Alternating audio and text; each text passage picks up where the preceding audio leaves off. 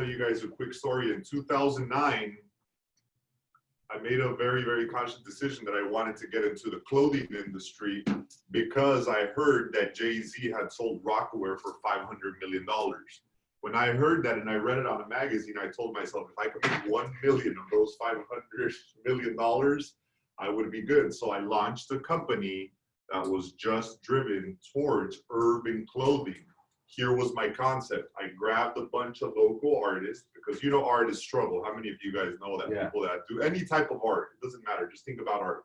So I would get them to give me their art on consignment with the offer of a 10% spread on the profit. And if you don't understand these business numbers, don't worry about it.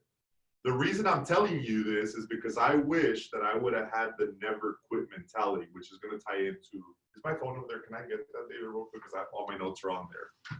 Is that mentality of never quitting. And I see some of you guys that have been in a position to almost quit. And I know I talk to people every single day. But I want you to know that the breakthrough that you're going to have is in your mind. And I wish that in 2009, when I was that young kid with a dream, I would have had the training that I have now. And even if I was so negative about it, I want you to know that every time I look at this piece of paper, I'm like, this was my degree. My degree was out on the field. And I even look at it and I'm like, Jesse Guzman, Los Angeles sales representative. In 2009, I was acting like my own sales representative to my clothing brand. And it got pretty far in. We got the whole operation. We got our facility in Palmdale because my dream was to produce an American product to sell to the world, right? Because made in America, made in Los Angeles, it was a pretty big deal to the artists, myself included. Took this all the way to New York City. And during that time, the economy got so bad that people stopped lending money. You couldn't get a loan in 2009. At some point in time, I made a decision that I was no longer going to follow through with this project because I was bleeding money every single day. Now I go back and I wonder, did I lose? Yeah, I experienced massive failure. And a lot of you guys, a lot of people that are watching us, a lot of people that look at our content, you jump into real estate kind of like your last option. And the only reason you make it your last option is because you've already experienced so much failure that you're like, oh, this is kind of like the last thing. This is what's left for me to make money. So I want you to know that you're going to experience failure in things in the past, but whatever is going to happen in the future, you guys are going to determine it. So it would be like me saying, oh, this clothing brand didn't work out. No, I needed to fail so that I could understand that there was something bigger and better for me. Kind of wish this would have worked out. It was so cool though. Anyway, but the whole point is that everybody fails, right? And if you guys want to look at my line sheet of clothing, it's pretty cool. I'll show it to you guys. I even had people like doing it's pretty interesting. You guys, we'll talk about it some other time. But a quitter never wins and a winner never quits. I'm gonna give you guys the solution to getting over COVID-19 and the thought of there is no business out there, because a lot of people are still having that discussion. So the issue is not that you guys have a bad work ethic. You guys have the best work ethic there is in the industry. Even if you feel like you didn't accomplish anything all day long, the fact that you show up every single day at a predetermined time is a huge game changer in productivity, period. I will guarantee that, because everybody else doesn't have a structure. So I want you to write down, the issue is not my work ethic. Your issue is sticking to the principle. You guys know what you guys need to do every day to generate business, right? Or am I wrong? You guys know what you got to do. What prevents you from making that decision to do what you have to do? You know, a lot of us set up contingencies for ourselves is, I'm not going to call that customer until this happens. I'm not going to call that lead until this happens. What triggers that in your mind? If you know you have to do a 10-touch follow-up call system with them, something is preventing you from doing it. So stick to the principles. So one thing that stood out to me is the home selling is not at risk. You want to know what's at risk? And I wrote this down for you guys to write as a note. The product is not at risk. The risk is whether they're using you, David, or not. Does that make any sense? That's why when I heard about this pandemic and all these people in real estate industry freaking out, I'm like, you don't even close that volume of units every month for you to worry about this type of impact. You've been closing one deal a month for your, like, or one or two deals for the year. What is a pandemic going to do to your business? Nothing. It doesn't do anything, but automatically you trigger yourself to think, oh my God, it's going to get really bad. And then you start to make other things up. So the risk is not the product. The homes are still going to sell. How many people are still passing away? Not because of COVID-19. So don't get all freaked out about COVID-19. How many people are dying because just life? They're getting older. I think 2 or 3 of the transactions that I'm involved, the owner passed away. You think people are going to stop dying because of COVID-19? You think those homes are going to stay empty because of COVID-19? No. You know how many people are getting divorced right now because of COVID-19? How many people realize that they can't stand each other and they're like, hey, we need to get this property on the market? Do you think people are going to stop getting divorced because of COVID-19? No. What about people that are pregnant? Think people stop getting pregnant during COVID-19? There's actually more. Yeah. There is more. Exactly. There's actually more. Do you think those people that are going from 2 to 3 kids are going to be able to live in that 1-bedroom or 2-bedroom apartment? Do you think they're going to stop their goals of buying a house? I could go on and give you examples of people that still need the product. Your concern should be whether they're using you or not. And if they're not using you, there's a problem. And that's why you guys need to make sure that you stay committed to the principle of prospecting every single day, religiously. Well, you don't have enough leads. I remember when I first started, the broker that I worked for, he was like, his business was not the lead generating business. His business was like, you bring the business and figure out how to bring it. So I said, okay, challenge me. I grabbed the yellow pages and I just started to call random business owners. And at that time, the goal was to get their social security numbers. So I would go directly towards the close, like, hey, what's your social? Back then, we didn't have all those Privacy Act, all those rules. It was like, hey, giving your social to somebody to run your credit was like, it was the norm.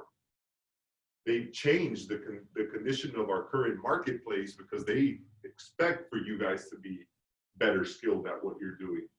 Does that make any sense? That's why we're giving you the proper training so that you can get it. So worry about and focus about whether people are using you or not. And if they're not using you, Abraham, you got to ask yourself, what am I doing? What am I doing wrong? And what can I do to improve my personality? Like yesterday, I noticed that I got really, really upset during a negotiation and my attitude completely shifted. It was so obvious that I'm like, man, like, I wonder what the other person looking from the outside in is thinking. Like, wow, look at this super emotional young man that couldn't hold his stuff together. Does that make any sense? Yeah. So I have to figure that out. Like, how do I work with myself on those so that I'm always poker face? Because this is a transaction and it's what's going to generate income for me. So let's do one thing together. Let's pay attention to consumer behavior. Write that down, consumer behavior. If you know that the consumer is looking online 89% of the time, it's not like before. Alex, people don't go directly to a realtor no more. People are clicking on these landing pages that we have structured. So why I'm telling you about paying attention to consumer behavior is because your highest possibility of nailing a deal is literally by calling these leads. It's all in your follow-up, how hard you do it. I think several times I've heard from people like, man, I called them, they already bought. And I've heard that way too many times. I've called them, they've already listed. I've called them, they've already done something. If I'm talking to you about the importance of making sure people are using you, wouldn't you say you have to write down, how can I develop a better follow-up system? And here's a tip. If you're having a hard time following up because you can't remember shit or stuff, tell Siri right away, hey Siri, remind me to call this person at 2 p.m. Does that make any sense to you? Why is that so difficult? It takes the exact same effort to do that than to not do that. So I encourage you guys, finely tune and pay attention to the consumer behavior. Have confidence in these leads. You just need to improve how good you are at closing them. That's all. That's what it comes down to. The leads are weak. You're weak. Heard that from a movie, so don't quote me on that.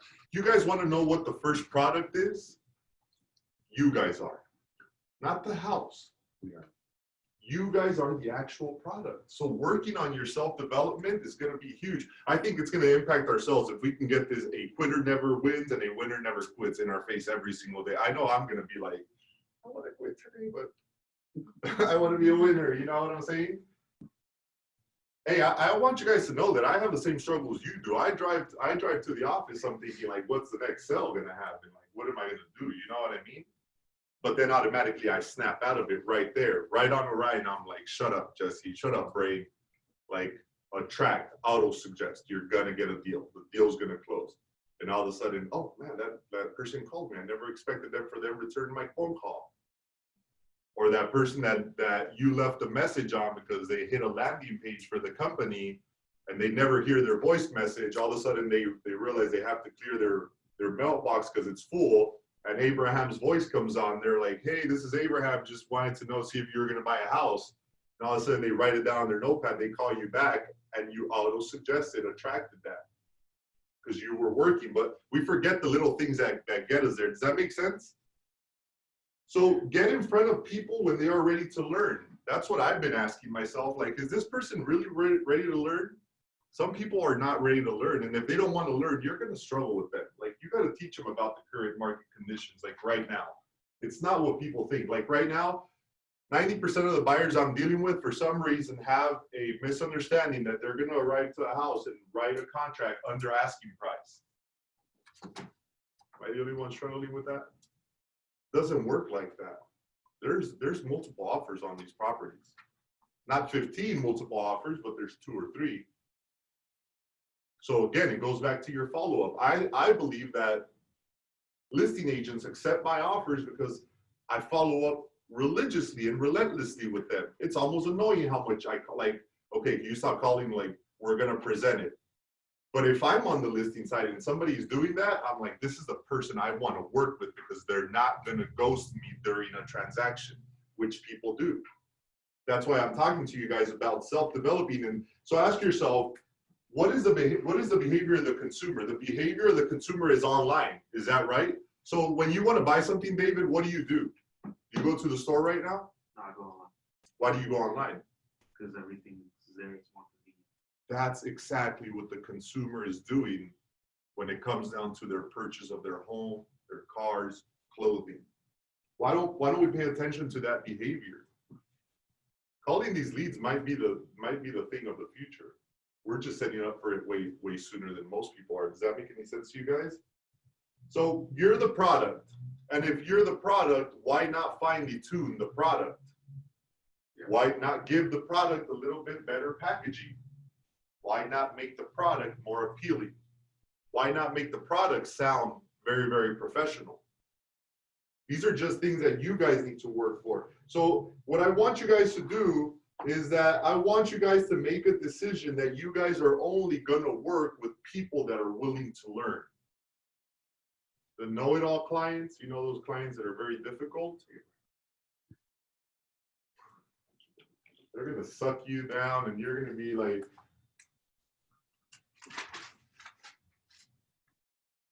That's true. Our presentation, everything, it's everything. Yeah, and I want to share with you guys. Can you bring the presentation? You know, we took action so fast. Can you bring one of the presentations so you can see it? I think it's in my desk. No, that one. Yeah, and I want to show you guys the difference. And this is all Think and Grow Rich stuff. Like, so one thing I want to tell you is we're taking action rapidly. Like, we're not just reading this book for shit and games. We're like, you know, we're trying to take action. So this is our previous presentation, which was fantastic. It looks good.